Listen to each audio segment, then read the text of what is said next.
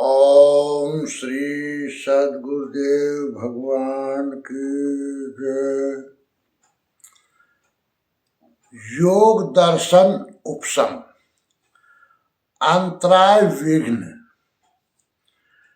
महर्षि पतंजलि ने समाधिपाद के 28वें सूत्र में निर्देश दिया, तज्जपस तदर्थ भावनम। उस ईश्वर के वाचक प्रणव अर्थात ओम का जप करें और उसी के अर्थ स्वरूप ईश्वर का ध्यान धरें। उन सदगुरु के प्रति श्रद्धा स्थिर करें। ध्यान का प्रयास तो सभी करते हैं, किंतु मन लगता नहीं। मन के अंतराल में कुछ ऐसे विघ्न हैं जो उद्वेग पैदा करते रहते हैं।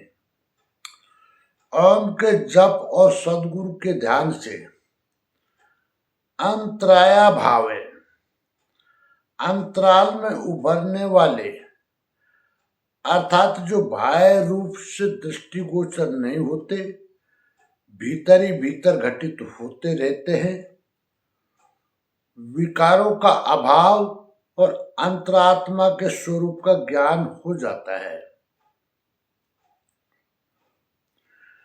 जिन अंतरायों अर्थात विघ्नों का अभाव हो जाता है, वे अंतराय हैं क्या?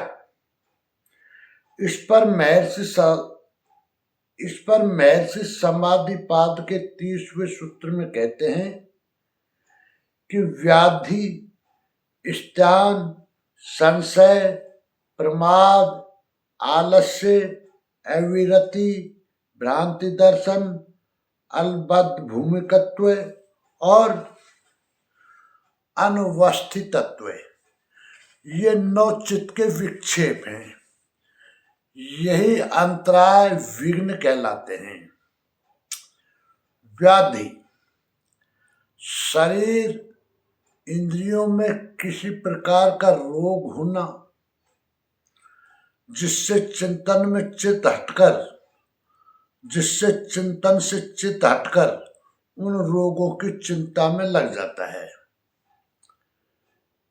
स्त्यान, अकर्मण्यता अर्थात साधन में प्रवृत्त न होने का स्वभाव स्त्यान कहलाता है। संशय, अपनी शक्ति किंवा योग के फल में संदेह हो जाना संशय है।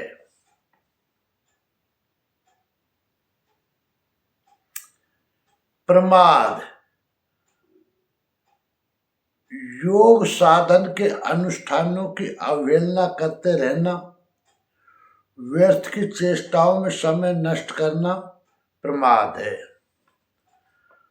आलस्य, भजन फिर कभी कर लेंगे, इस प्रकार टालते रहना आलस्य है।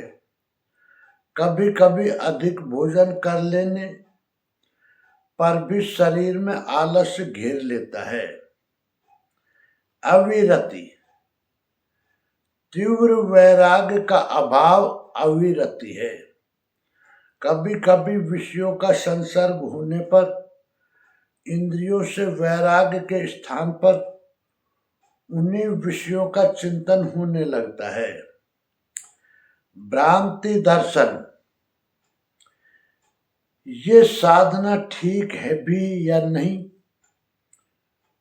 योग साधना में कुछ का कुछ मान लेना भ्रांति दृष्टि है। अलबद्ध भूमिकत्व, साधना के उत्तरोत्तर उन्नत अवस्थाओं, भूमिकाओं का स्पष्ट ज्ञान न होना अलबद्ध भूमिकत्व है। अनुवस्थितत्व, योग में भली प्रकार स्थिर चित्त में भी अकस्मात उच्चाटन हो जाना, बिना किसी कारण के ही 5-7 मिनट में ही उद्वेग का स्फुरण उत्पन्न हो जाना अनवस्थित तत्व है। ये अंतराय विघ्न है। बाहर से न किसी का संग दोष है, न किसी विषय का आघात है। अंदर ही अंदर ये उद्वेलित करते रहते हैं। इनके साथ साथ इनको सहयोग देने वाले 5 विघ्न और हैं।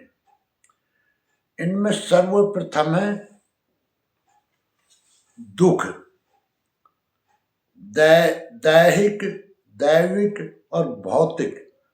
3 ताप ही 3 दुख हैं।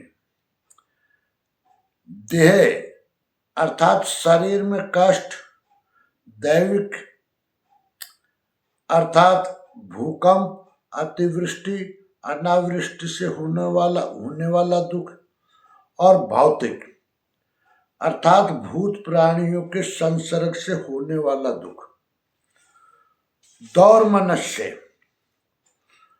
अपने अभीष्ट पद की पूर्ति न होने पर मन का दुविधा में पड़ जाना, मन में क्षोभ होना दौर मनुष्य है। अंगमेजत्व, चिंतन में भली प्रकार बैठने पर भी अंगों में कंपन होना अंगमेजत्व है। कभी कभी संपूर्ण शरीर उछल पड़ता है। योग के 8 अंगों का ठीक ठीक न होना भी अंगमेजत्व है। अनियमित श्वास प्रश्वास,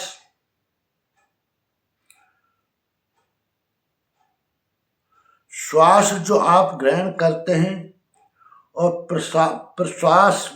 प्रश्वास जो आप त्यागते हैं, साधक ग्रहण करता है सजातीय प्रवृत्ति को, त्यागता है विजातीय प्रवृत्ति को।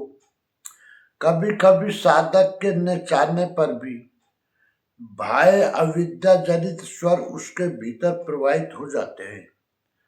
न चाहते हुए भी उसके भीतर के विद्या जनित स्वर बाहर प्रस्फुटित होने लगते हैं। वो उपदेश देने लगता है। उपर्युक्त विजातीय तर्क वितर्क जब यम और नियमों के अनुष्ठान में बाधा पहुंचावे तो वितर्क बाधने प्रतिपक्ष भावनम, योग दर्शन 2/33। उनके प्रतिपक्षी विचारों का बारंबार चिंतन करना चाहिए। अहिंसा के स्थान पर हिंसा, सत्य के स्थान पर असत्य इत्यादि विचार वितर्क कहलाते हैं। ये विपरीत या विजातीय तर्क कभी स्वयं किए जाते हैं, कभी दूसरों से कराए जाते हैं, कभी कभी केवल अनुमोदन करना भी वितर्क बन जाता है। इसका कारण लोभ, मोह अथवा क्रोध होता है। इन विकारों में कोई अल्प, कोई मध्यम, कोई बहुत बड़े हो जाते हैं। सभी विकार दुख और अज्ञान रूपी अनंत फल देने वाले हैं। इस प्रकार की भावना द्वारा इन विकारों से बचना प्रतिपक्ष भावना है। जैसे ये विकार दुख और अनंत योनियों के कारण हैं, यही इनका निकृष्ट फल है। इससे भी अंतराय विघ्न घटने लगते हैं। सैन्य हट जाते हैं, हल्के पड़ जाते हैं, किंतु वे निर्मूल तो चिंतन से ही होंगे, दृष्टा और दृश्य के संयोग से ही होंगे। वे इष्ट चाहते क्या है? उनके निर्देशों के अनुसार चलने से, ईश्वर के आदेशों का पालन करने से ही वे अंतराय मिटते हैं।